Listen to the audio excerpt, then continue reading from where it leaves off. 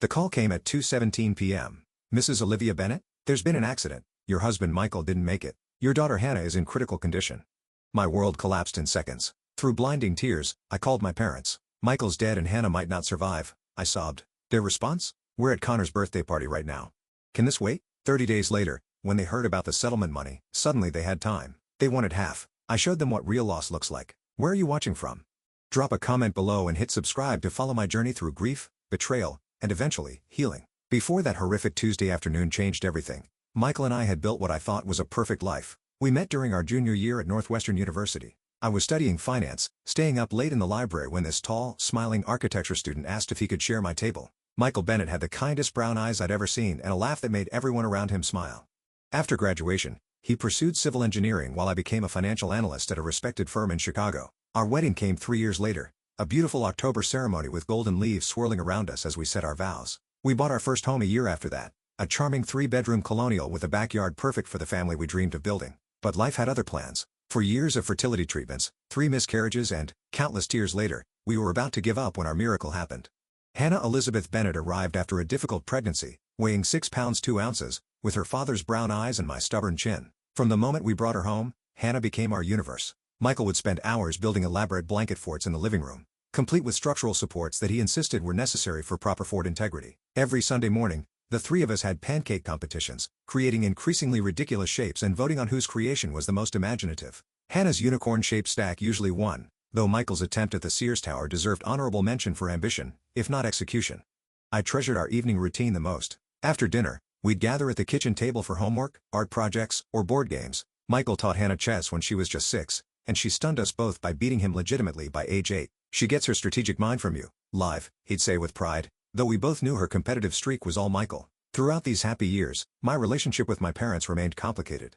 Barbara and Richard Ward had always made their preference for my younger brother, Connor, obvious. When I graduated with honors from Northwestern, they attended but left early to help Connor move into his sophomore dorm. When I received a major promotion 3 years ago, they canceled our celebration dinner because Connor had tickets to a basketball game and needed a ride. I tried not to let it hurt. Michael would squeeze my hand under the table during family gatherings when my mother interrupted my stories to ask Connor about his latest girlfriend, or my father checked his watch while I explained my work. "We're your real family," Michael would whisper, nodding toward Hannah who was usually drawing nearby. I believed him. The morning of the accident started like any other Tuesday. Michael made coffee while I packed Hannah's lunch. She was excited about her swimming competition that afternoon.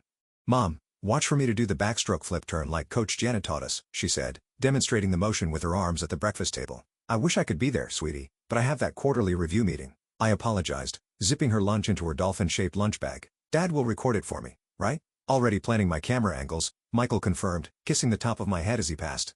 "I'm thinking wide shot for the race, then zoom in for the victory celebration." Hannah rolled her eyes, but smiled. "Dad, what if I don't win? Then I'll delete the evidence and we'll tell Mom you were robbed by bias judging." He winked, making us both laugh. Those were our last normal moments.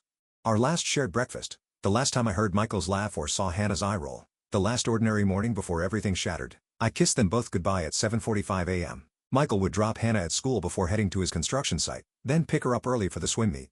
I headed to the office, my mind already on the presentation I'd be giving at 2 p.m. The meeting was going well. I was explaining our fourth quarter projections when my phone vibrated. I ignored it. It vibrated again and again.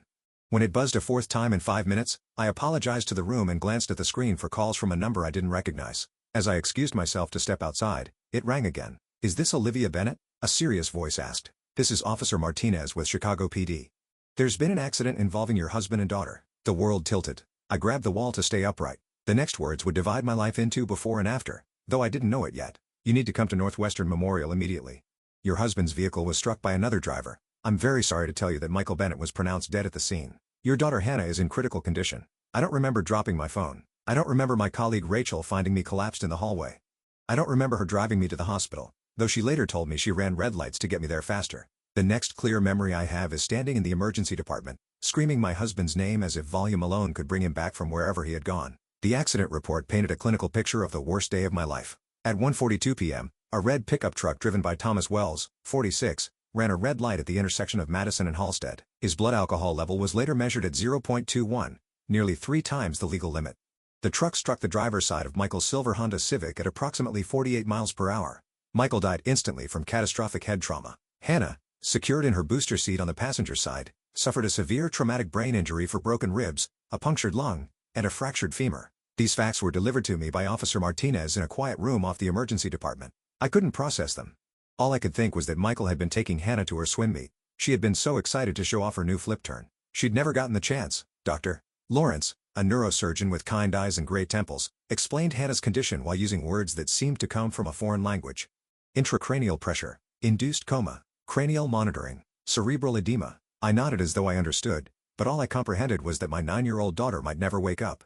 "Can I see my husband?" I asked when Dr. Lawrence finished explaining the surgery Hannah was undergoing. A social worker named Patricia led me to a different floor. She tried to prepare me, saying things about trauma and how Michael wouldn't look like himself.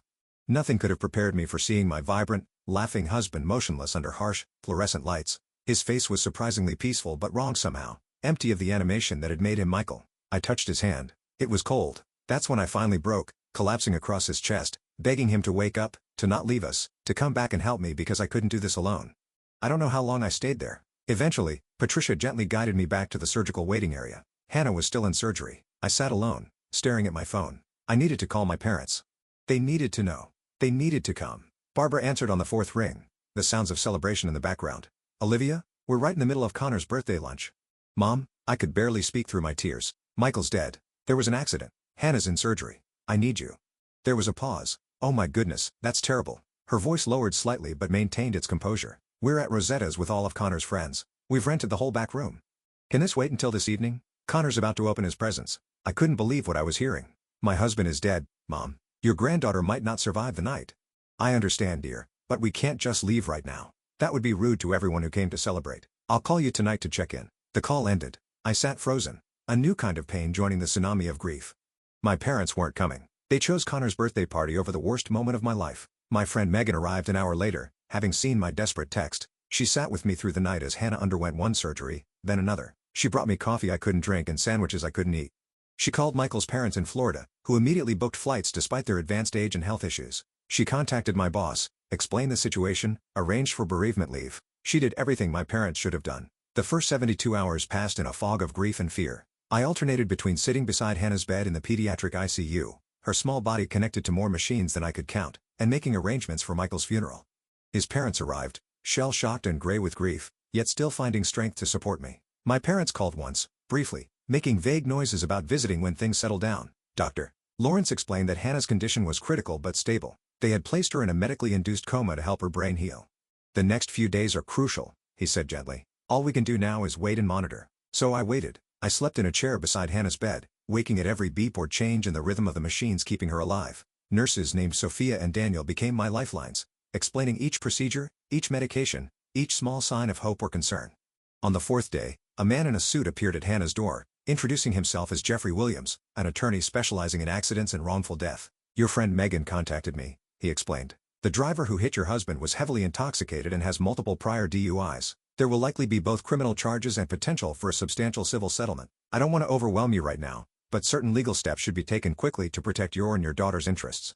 I signed papers I barely read. Jeffrey promised to handle everything, to keep me informed but not burdened. "Focus on your daughter," he said kindly. "Let me worry about the legal aspects." That evening, I received another call from an insurance representative named Thomas explaining that the drunk driver's insurance company was already discussing settlement possibilities.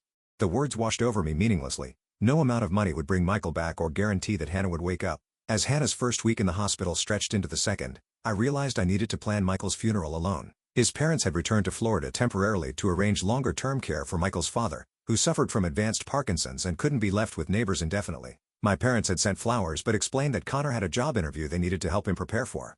The betrayal cut deeper each day. Planning your husband's funeral while your child fights for her life creates a special kind of hell. I chose a casket while sitting beside Hannah's hospital bed, my laptop balanced on my knees, the rhythmic beep of her heart monitor the only sound in the room. I selected flowers during her morning neurological assessment, half listening to Dr. Lawrence explain small improvements in her intracranial pressure. I wrote Michael's obituary at 3 in the morning, tears blurring the screen as I tried to condense 40 of vibrant life into 3 paragraphs. My parents finally called the day before the funeral. "We're so sorry about missing your calls, Olivia," my mother said, no real apology in her tone. "Connor's birthday celebration ran quite late, and then he had that big interview with the architectural firm. Your father has been coaching him all week." I said nothing, the silence stretching uncomfortably over the line. "Anyway," she continued briskly, "we should be able to make it to the funeral tomorrow, assuming nothing comes up." "What time is it again?" 2 o'clock, I replied flatly. "Street. Matthew's Church." That's a bit inconvenient, dear. Connor has a lunch meeting that might run long. Couldn't you have scheduled it for morning? The absurdity of the question left me speechless. As if I had selected the time for convenience rather than it being the only slot available at the church where we were married. We'll try our best, my father's voice cut in, but we might need to leave early. Connor has another commitment in the evening. Always Connor. Even now, the morning of the funeral, I left Hannah's side for the first time in 10 days. The nurses promised to call immediately if anything changed. Megan helped me into the black dress I'd ordered online, brushed my tangled hair, applied concealer to the dark circles that had become permanent fixtures under my eyes. You don't have to do this today, she said gently. Michael would understand if you stayed with Hannah. I need to say goodbye, I whispered. For both of us. St. Matthew's Church filled with people Michael had touched during his life. His college roommates flew in from across the country. Colleagues from every project he'd worked on arrived with stories of his integrity and kindness. Our neighbors brought casseroles I knew I'd never eat. Michael's elderly parents sat in the front row, leaning on each other, their grief a tangible presence. My parents arrived 17 minutes late, slipping into the second row with Connor trailing behind them. My mother wore a navy dress that seemed more appropriate for a business lunch than her son-in-law's funeral. My father checked his watch 3 times during the service. Connor looked uncomfortable, shifting in his seat and checking his phone when he thought no one was watching. I delivered the eulogy with a strength I didn't know I possessed, telling stories of Michael's laughter, his dedication to Hannah, his passion for creating buildings that would stand long after we were all gone. I spoke of his love for Sunday morning pancakes and his terrible singing voice, and how he could fix anything with duct tape and optimism. I didn't cry until the end, when I promised to keep his memory alive for Hannah, to make sure she grew up knowing exactly who her father had been. My parents left during the final hymn. Urgent call from Connor's potential employer, my mother whispered as they slipped past. Connor followed, offering an awkward half-hug and mumbled sorry for your loss that seemed directed at the floor rather than me. At the cemetery, Michael's colleagues formed a protective circle around me. Megan held my hand as the casket was lowered. Michael's mother placed a white rose on the polished wood, her hands shaking with age and sorrow. After everyone left, I stood alone beside the fresh mound of earth, unable to comprehend that Michael was beneath it. I don't know how to do this without you, I whispered to the ground. Hannah needs you. I need you. The cemetery worker waiting discreetly by a nearby tree pretended not to notice my breakdown. Eventually, Megan guided me back to the car, back to the hospital, back to the vigil beside Hannah's bed. The house, when I finally returned 3 days later to shower and collect fresh clothes, felt like a museum of our former life. Michael's coffee mug still sat in the sink. Hannah's backpack hung on its hook by the door, her unfinished math homework visible in the front pocket. I curled up on our bed, burying my face in Michael's pillow, breathing in the fading scent of his shampoo, and allowed myself to scream until my voice gave out. No one was there to hear me anyway. My family had made their priorities crystal clear. Days at the hospital blended together, forming a monotonous rhythm punctuated only by Hannah's medical assessments. My life narrowed to the beeping monitors, the hushed conversations with medical staff, and the constant, gnawing fear that Hannah might never wake up. I took an extended leave from work, unable to imagine focusing on financial projections while my daughter fought for her life. Dr. Lawrence became a fixture in my new reality. Each morning, he arrived at 7:30 a.m., his voice gentle but honest as he detailed Hannah's condition. The swelling in her brain is gradually decreasing, he explained on day 14. Her intracranial pressure readings are moving in the right direction. I clung to these small victories, searching his face for any sign that he was soft offering false hope. But Dr. Lawrence never sugarcoated Hannah's situation. Recovery from traumatic brain injury is a marathon, not a sprint, he reminded me often. We're looking for incremental progress. Physical therapist Daniel began passive movement therapy, carefully exercising Hannah's limbs to prevent muscle atrophy while she remained unconscious. We're keeping her body ready, he explained while demonstrating gentle stretches I could perform between his sessions. When she wakes up, she'll need her strength. The word when, not if, became my lifeline. Nurse Sophia worked the night shift, checking Hannah's vitals with quiet efficiency while somehow sensing when I needed conversation and when I needed silence. She brought me extra blankets for the uncomfortable recliner that became my bed and occasionally convinced me to walk to the cafeteria rather than subsisting on vending machine snacks. Your daughter needs you at full strength, she would say firmly. Self-care isn't selfish, it's necessary. 23 days after the accident, while Sophia was adjusting Hannah's I noticed something that stopped my heart. Hannah's index finger twitched. Not the random movement that sometimes occurred, but a deliberate flexing. Did you see that? I gasped, grabbing Sophia's arm. We watched, hardly breathing, until it happened again. Hannah's finger moved, then her whole hand curled slightly. Lawrence confirmed what we hardly dared hope. Hannah was beginning to emerge from her coma. This is just the first step, he cautioned. Waking from a traumatic brain injury is a process that can take days or weeks, but those small movements gave me something I'd been missing since the accident: hope. Over the following week, Hannah's signs of consciousness increased. Her eyelids fluttered. She grimaced when pricked for blood tests. One morning, while I was reading aloud from her favorite book about a girl detective, her eyes opened briefly, unfocused, but undeniably aware. I wept with joy, holding her hand and telling her how brave she was, how much I loved her, how proud her dad would be of her fight. I don't know how much she understood, but I needed to say the words. Dr. Lawrence explained the road ahead. Hannah has a significant recovery journey.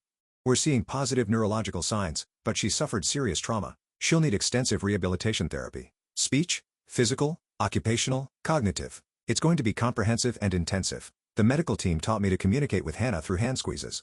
1 squeeze for yes, 2 for no. The first time she responded correctly to a simple question, squeezing once when I asked if she was comfortable, the entire medical team celebrated as though she'd run a marathon. For me, it was better than any marathon. It was proof that my daughter was still there, fighting her way back to me. While Hannah made slow progress, the financial reality of our situation began to surface. Even with good insurance, the medical bills mounted at a staggering rate. Each specialist consultation, each therapy session, each day in the pediatric ICU added thousands to our mounting debt. I spoke with the hospital financial counselor, who explained our options with kindness but unavoidable clarity. The acute care phase is just the beginning, she explained. Rehabilitation facilities, home modifications, ongoing therapies, these costs can continue for years. Michael's life insurance would help, but it wasn't designed to cover catastrophic medical expenses of this magnitude. I began selling investments, calculating how long our savings would last, wondering if I would need to sell our home. Through it all, my parents remained conspicuously absent. They called occasionally, asking brief questions about Hannah's condition before inevitably turning the conversation to Connor's job search or their social obligations. They visited once, staying less than 30 minutes, my mother complaining about the hospital parking and my father standing awkwardly at the foot of Hannah's bed as though afraid to approach. She looks so medical, my mother whispered, eyeing the feeding tube and monitoring equipment with barely disguised discomfort. They left without offering any meaningful support, financial or emotional. I told myself I didn't need them, that Hannah and I would manage on our own. But late at night, when Hannah slept and the hospital corridors quieted, I allowed myself to acknowledge the deep wound their abandonment had created. 6 weeks after the accident, insurance agent Thomas contacted me about the settlement negotiations. The drunk driver who killed Michael and injured Hannah had a substantial insurance policy, and his company was eager to settle rather than face a prolonged lawsuit and potential punitive damages. Given the circumstances, Thomas explained carefully, the settlement offer is likely to be significant. The driver's history of DUIs makes this a particularly strong case. I asked what significant meant in practical terms. When he quoted a figure, I nearly dropped the phone. It was more money than I had imagined, enough to cover Hannah's medical expenses and future care needs. For the first time since the accident, I felt a weight lift. We would be okay financially. Hannah would get the care she needed. I wouldn't have to choose between physical therapy sessions and paying the mortgage. That evening, Hannah squeezed my hand 3 times, a pattern we hadn't established. When I asked what she was trying to tell me, she did it again. 3 squeezes. I love you, I whispered, suddenly understanding. Is that it? 3 squeezes means I love you. 1 squeeze. Yes. I placed her small hand against my wet cheek. I love you too, Hannah. More than anything in this world. That night, I called my parents to share the good news about Hannah's progress and briefly mention the settlement. Their response would change everything. The morning after I mentioned the settlement to my parents, Attorney Jeffrey arrived at the hospital with detailed paperwork and a carefully controlled expression. We sat in the family consultation room while Hannah underwent her morning physical therapy session with Daniel. The insurance company has made a formal offer, Jeffrey said, sliding a document across the table. It's substantial, as expected given the circumstances. Mr. Wells had multiple previous DUI convictions, was significantly over the legal limit, and ran a red light in broad daylight. His liability is indisputable. I stared at the number on the page, 7 figures. Enough to ensure Hannah would receive every treatment, every therapy, every opportunity to recover as fully as possible. We need to discuss how to structure this, Jeffrey continued. I recommend establishing a medical trust for Hannah's ongoing care. This will protect the funds and ensure they're available throughout her recovery journey and beyond.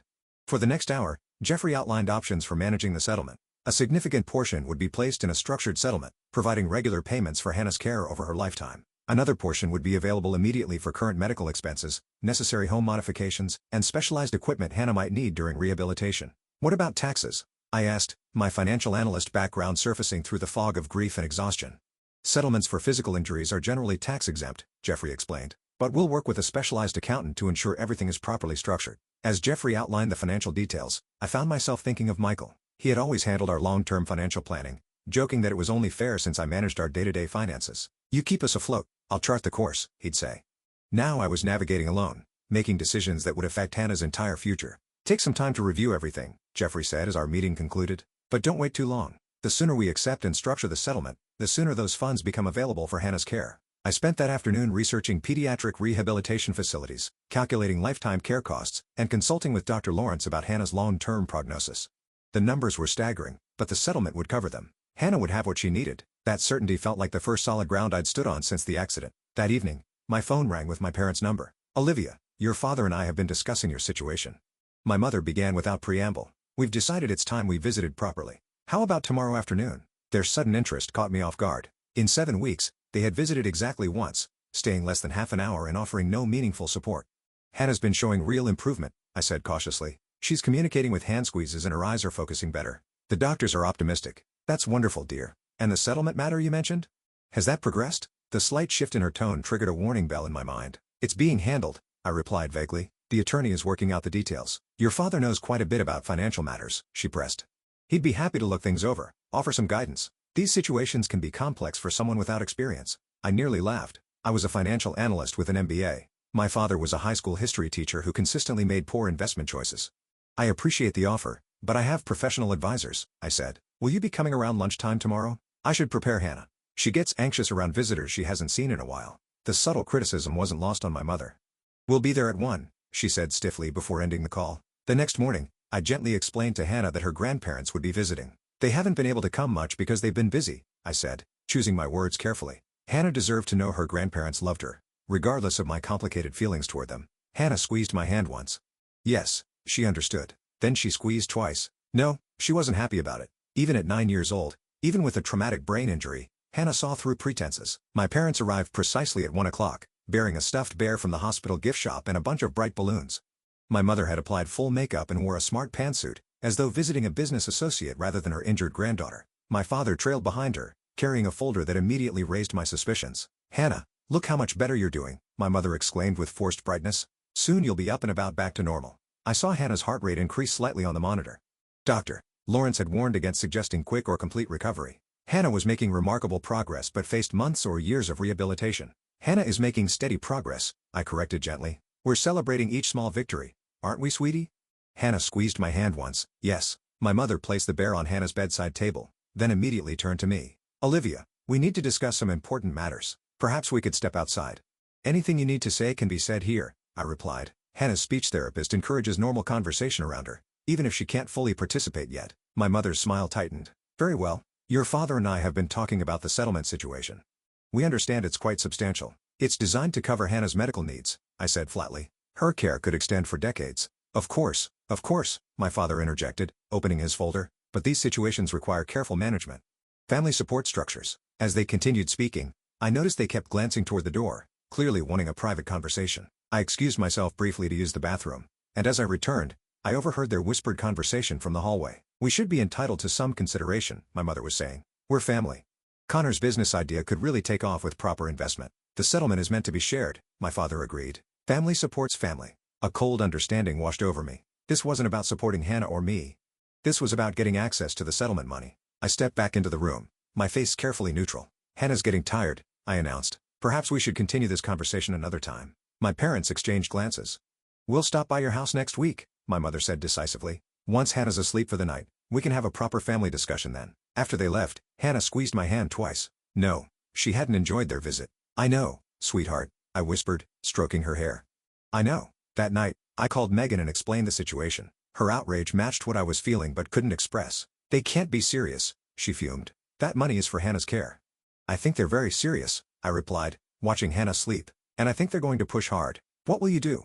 I considered the question, watching my daughter's chest rise and fall. Whatever I have to, I answered finally.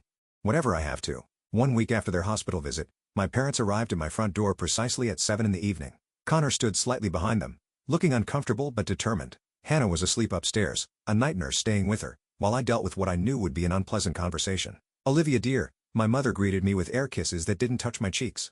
The house looks, well, as good as can be expected given the circumstances. I led them to the living room, noticing how my father's eyes scanned the space, likely calculating property values and assets. Connor sat on the edge of the sofa, fidgeting with his phone. Can I offer anyone tea? I asked, my voice carefully neutral.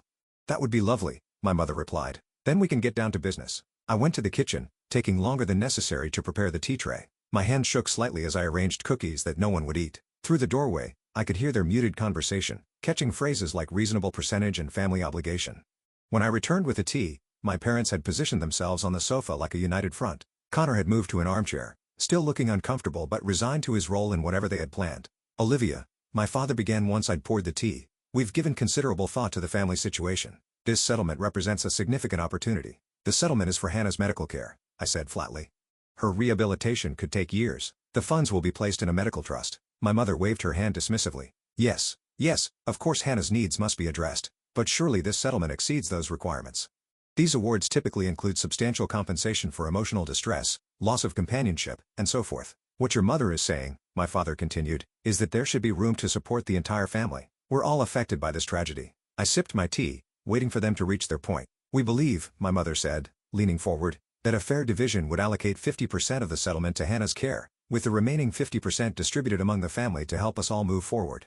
The audacity was breathtaking. I set my cup down carefully to hide my shaking hands. And what exactly would the family portion support? I asked, my voice surprisingly steady. My mother smiled, clearly interpreting my question as interest rather than disbelief. Well, Connor has developed an exciting business proposal. A technology startup with tremendous potential. With proper funding, he could really make something of himself. Connor shifted uncomfortably but nodded. It's an app for coordinating dog walkers, he explained. Like Uber, but for pets. And of course, my father added, your mother and I aren't getting any younger. We need to think about retirement. Perhaps a vacation property where the family could gather. A place for healing. I see, I said quietly. And, what about Michael's parents? Are they included in this family distribution? My mother's expression soured. Well, they're not direct blood relatives anymore, are they? I mean, with Michael gone. I stood abruptly. Excuse me for a moment. I walked calmly upstairs, checking briefly on Hannah and the night nurse before entering my bedroom. From my closet, I retrieved a photo album I'd been assembling for Hannah. When she was fully recovered, I wanted her to have memories of her father preserved. I selected 2 photographs and returned downstairs. My parents and Connor were huddled in conversation that ceased when I entered the room. My mother's face bore the determined expression I recognized from childhood, the one that preceded getting her way by any means necessary. Olivia, she began, her voice taking on the manipulative tone I knew too well. I understand this is difficult, but family supports family.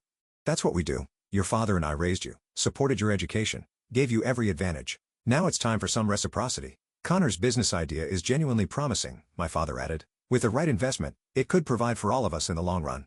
It's what Michael would have wanted, supporting the entire family. At the mention of Michael's name, something hardened within me. How dare they invoke him to serve their greed? You're right, I said softly. Families should support family.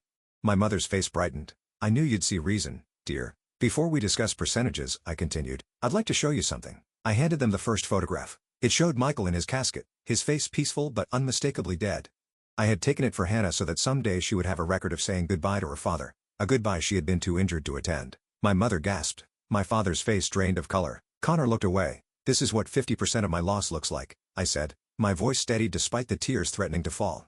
This is what happened while you were celebrating Connor's birthday. Before they could respond, I handed them the second photograph. This one showed Hannah in the ICU, her small body connected to ventilators and monitors, her head partially shaved for the surgeries that had saved her life, her face swollen and bruised beyond recognition. And this is the other 50%, I continued. This is your granddaughter, fighting for her life while you were helping Connor prepare for job interviews. The color had completely drained from my mother's face. My father's hands trembled as he held the photograph. Connor looked like he might be sick. The settlement, I said, each word precise and cutting, will be placed entirely in a trust for Hannah's care. Every penny.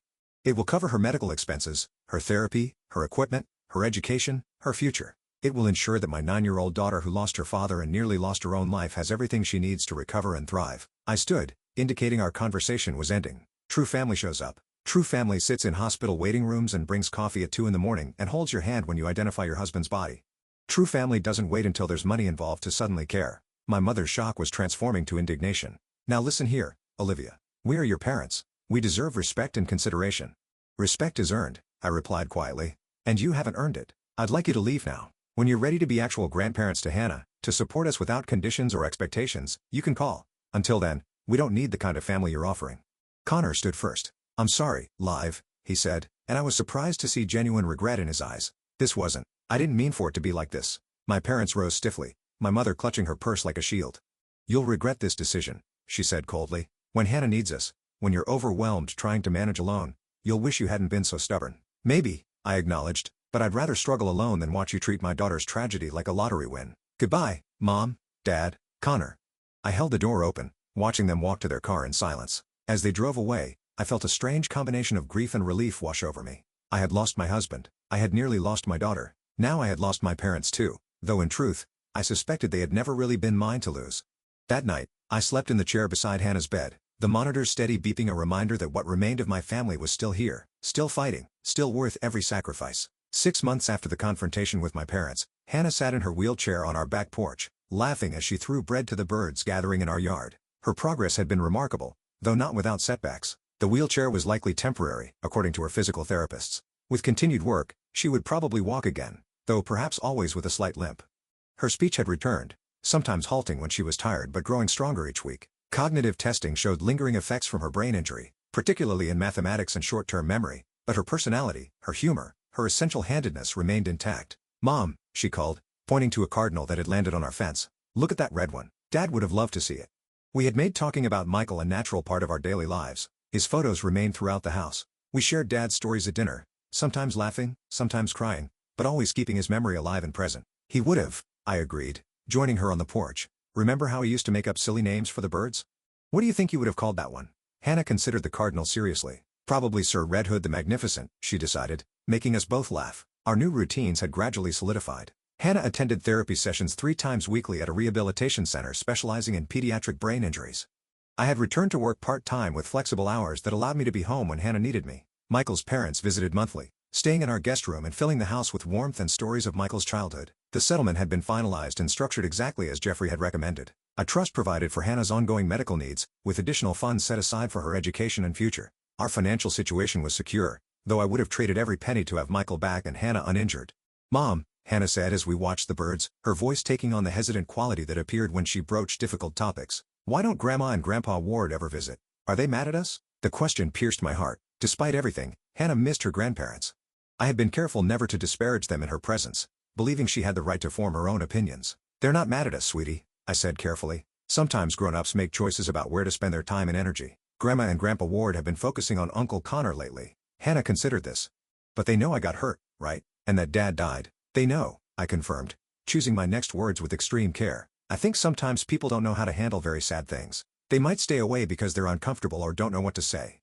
"That's silly," Hannah declared with the straightforward wisdom of children. "When you're sad, you need people more, not less." "You're absolutely right," I agreed, squeezing her shoulder gently. "That's a very smart way to look at it." 3 weeks later, an envelope arrived with my parents' return address. Inside was a card and a 4-page handwritten letter. The card was for Hannah, with a gift certificate to her favorite bookstore and a simple message, "Thinking of you. Love, Grandma, and Grandpa Ward." Nothing elaborate, but it was the first acknowledgement of Hannah they had sent since the confrontation. The letter was addressed to me. I sat at the kitchen table after Hannah was in bed and read my mother's surprisingly vulnerable words. "Dear Olivia," she began, "I don't know if you'll read this, and I wouldn't blame you if you didn't. What your father and I did was inexcusable. There are no adequate words to express our remorse, but I feel compelled to try. The photographs you showed us have haunted me every day since. Not because they were shocking, though they were, but because they forced us to confront the reality we had been avoiding. While you were living through unimaginable pain, we were caught up in trivial matters and Connor's endless needs. We failed you as parents. We failed Hannah as grandparents. We have failed as human beings. Your father and I have spent many sleepless nights discussing how we reached this point, how we became people who would choose a birthday party over a daughter's tragedy, who would try to profit from a child's suffering. There is no excuse, only shame and regret. We don't expect forgiveness, nor do we deserve it, but we want you to know that your words that night changed us.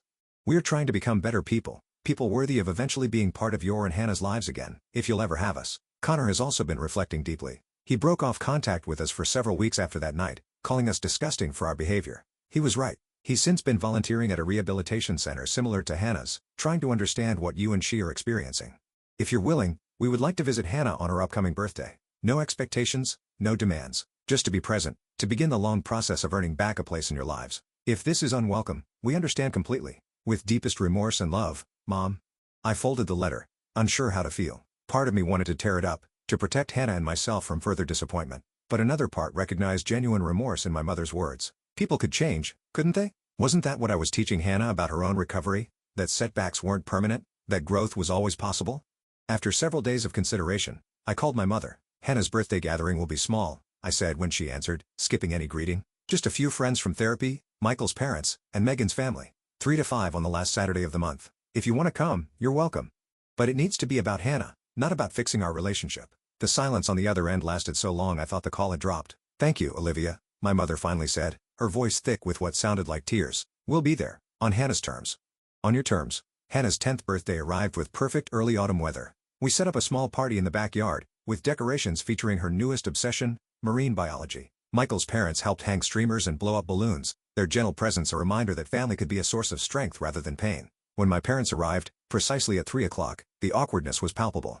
They carried a large gift wrapped in paper covered with dolphins and seahorses, clearly chosen with Hannah's interests in mind. Connor arrived separately a half-hour later, bringing a small gift bag and an uncomfortable smile. "Hannah," I said as they approached where she sat in her wheelchair. "Look who's here." Hannah studied her grandparents with the direct gaze that had intensified since her injury, as though she was working harder to understand the world around her. "Hi," she said simply. "Hello, Hannah," my mother replied, her usual confidence nowhere to be seen. "Happy birthday. We've missed you very much." Hannah considered this. "I got hurt," she said plainly. "My dad died. I needed you." The brutal simplicity of her statement hit my parents visibly. My father's eyes filled with tears, something I had seen perhaps twice in my life. "You're right," he said, kneeling to her eye level despite his arthritic knees. "We should have been there. We made a terrible mistake. I'm so sorry, Hannah." Hannah studied him for a long moment, then nodded once. "Okay. Do you want some cake? Mom made it with blue frosting inside. Like the ocean." Just like that, Hannah offered a path forward. Not forgiveness exactly, but an opportunity to begin again. The party proceeded with surprising ease. My parents made genuine efforts to engage with Hannah, asking about her therapy and listening attentively to her sometimes halting explanations. Connor spoke with me privately, apologizing again for his role in the settlement demand. "I've been doing a lot of thinking," he said, watching Hannah showing my father her collection of seashells, "about the kind of person I want to be. The kind of brother. The kind of uncle." "It's a process," I said, neither accepting nor rejecting his apology. "We're all figuring it out day by day." 2 weeks later, my parents asked if they could attend one of Hannah's therapy sessions to better understand her recovery journey. The following month, they suggested family therapy with a counselor specializing in family estrangement and reconciliation. Slowly, cautiously, we began rebuilding what had been broken, creating something new rather than trying to restore what had never truly existed. On the 1-year anniversary of Michael's death, Hannah and I visited the cemetery together. She walked with her walker, insisting on making the journey from the car to the grave under her own power. We placed flowers on the headstone, and Hannah pressed her hand against the engraved letters of her father's name. "I think Daddy would be proud of us," she said simply. "We got hurt, but we kept going." "He would be incredibly proud of you," I agreed, blinking back tears. "You're the bravest person I know." "And you too, Mom," she insisted. "You take care of me and you go to work and you don't cry until you think I'm asleep." I smiled through my tears, caught by my perceptive daughter. "We take care of each other, don't we?" As we made our slow way back to the car, Hannah asked, "Are we going to be okay?" "Just the two of us." I considered the question seriously, giving her the honest answer she deserved. "We're going to be different than we were before. There will always be a Michael-shaped hole in our lives. But yes, we're going to be okay. We have each other. We have people who love us. We're building a new kind of family." That evening, we sat on the porch swing Michael had installed the summer before the accident. Hannah leaned against my shoulder as we watched the sunset paint the sky in brilliant oranges and pinks. "Family isn't just who you're born to," I said softly, thinking of Megan who had shown up when my parents wouldn't, of Michael's elderly parents who traveled despite their health issues to support us, of the nurses and therapists who had become part of our extended circle.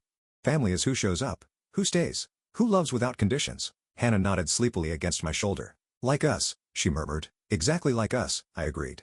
As the sun disappeared below the horizon, I thought about the journey we had traveled in the past year, the unimaginable loss, the betrayal, the difficult road of recovery, but also the discovery of strength I never knew I possessed, the deepening of true friendships, the rebuilding of family relationships on more honest foundations. We had survived the worst life could throw at us. Whatever came next, Hannah and I would face it together, our small but mighty family of two. What would you do if your family abandoned you in your darkest hour? Have you ever had to rebuild your life after tragedy? Share your thoughts in the comments below. Don't forget to like this video if Hannah's courage inspired you. Subscribe to follow more stories of resilience, and share with someone who might need to be reminded that it's possible to find strength even in our most broken moments. Thank you for being part of our community where we can share these difficult journeys together.